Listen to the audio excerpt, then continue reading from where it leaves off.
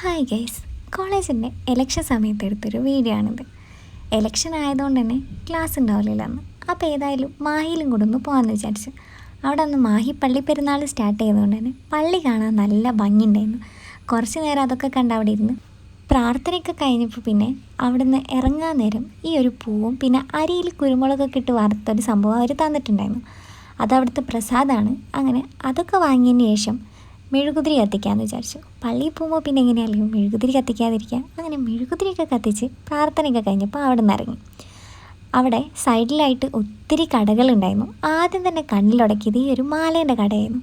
നല്ല ഭംഗിയുണ്ടായിരുന്നു ആ ഒരു മാല കാണാൻ വേണ്ടിയിട്ട്. പക്ഷെ വെറും 50 രൂപ മാത്രമേ ഒരു മാലയ്ക്ക് വരുന്നുള്ളൂ. പിന്നെ അത് കഴിഞ്ഞപ്പം അവിടെ ഒത്തിരി കടകളുണ്ടായിരുന്നു. അതൊന്നും വിടാതെ എല്ലാം ഞങ്ങൾ കയറിയിട്ടുണ്ടായിരുന്നു. പണ്ടത്തെ മിഠായിൻ്റെ കളക്ഷനുള്ളൊരു കട ഉണ്ടായിരുന്നു അവിടെ.